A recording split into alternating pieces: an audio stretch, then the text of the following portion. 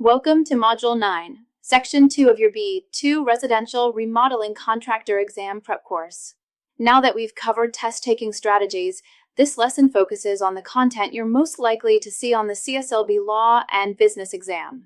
The test covers a wide range of topics, from contract requirements to employment law, but there are certain areas that come up more frequently than others. Knowing these high-frequency topics allows you to focus your study time more effectively and feel confident that you're prioritizing the right material. In this session, we'll break down the core areas that the CSLB emphasizes on the law and business portion of the contractor exam. Let's begin with contract requirements, one of the most tested areas on the exam. The CSLB takes contracts seriously, and you'll need to know what's required for a valid home improvement contract. That includes identifying what must be in writing, such as the total contract price, a clear scope of work, a schedule of payments, and required disclosures like the 3-day right to cancel. You must also know which contract forms are required for jobs over $500, how change orders work, and what happens if you start work before the contract is signed. Questions will often ask you what is missing from a sample contract or whether a contractor's actions were compliant with CSLB requirements. Closely related to contracts is mechanics liens, another critical and commonly tested area. You should be familiar with preliminary notices, the timeline for filing a lien, and who can legally file one. The CSLB wants to ensure that you understand both your rights and your responsibilities when it comes to securing payment. For example, if you fail to serve a 20-day preliminary notice, you may lose the right to file a lien. You should also know when and how to release a lien and the legal consequences of filing a false lien. Next, let's move into licensing law. You're very likely to be tested on the basics of licensing, including what types of work require a license, what classifications exist, and when a license is required to be active and in good standing. You need to know the penalties for contracting without a license, how to avoid aiding and abetting unlicensed activity, and how license qualifiers, RMO/RME rules, and joint ventures work under CSLB rules. The CSLB may also test your knowledge of license renewal procedures and requirements for workers' compensation insurance based on whether or not you have employees. Another heavily tested topic is business organization and financial management. You should understand the different business structures, sole proprietorship, partnership, corporation, and LLC, and how each affects liability, taxes, and licensing. Additionally, you need to understand basic accounting concepts like direct versus indirect costs, gross profit versus net profit, and what belongs on a balance sheet versus an income statement. CSLB wants to ensure you can manage your finances, track job costs, and run a responsible contracting business. Topics like progress payments, retention, and budgeting for overhead and labor are all fair game on the test. Moving on, employment law is another section CSLB tests heavily.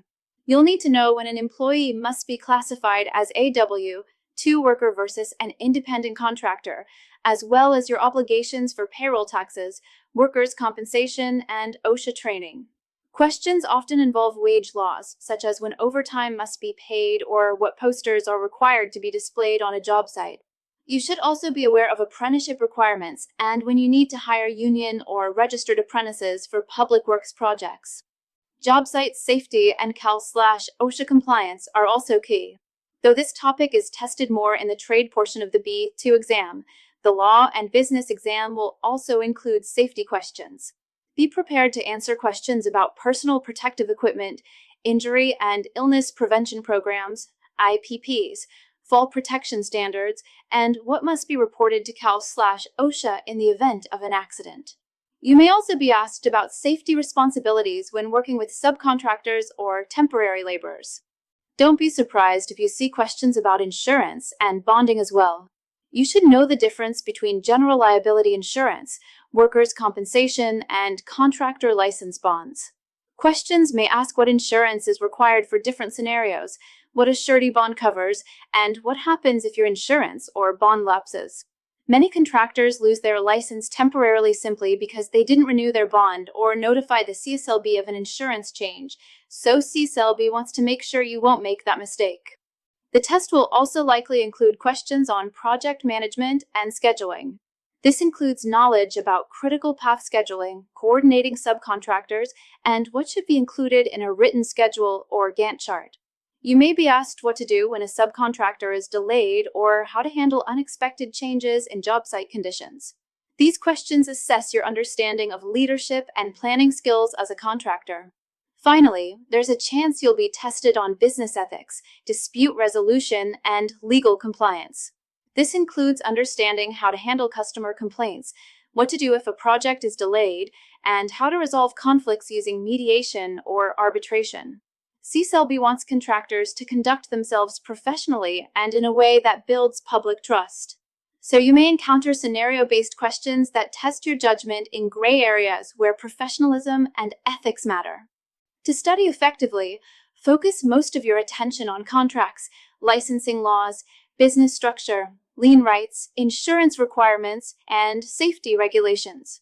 Use your practice questions and sample tests to identify weak areas and revisit those topics. Remember that the CSLB exam is designed not just to test your memory, but your ability to think and act like a responsible, licensed contractor in California. In summary, the Law and Business exam places a heavy emphasis on contract law, licensing rules, lien procedures, business operations, employment law, insurance, and job site safety. Focus your review on these high-frequency topics. Learn the timelines, legal terms, and documentation required in each area. Be ready to apply your knowledge to real-world scenarios that test your judgment and understanding. With focused review and practice, you'll walk into the exam confident and ready to pass.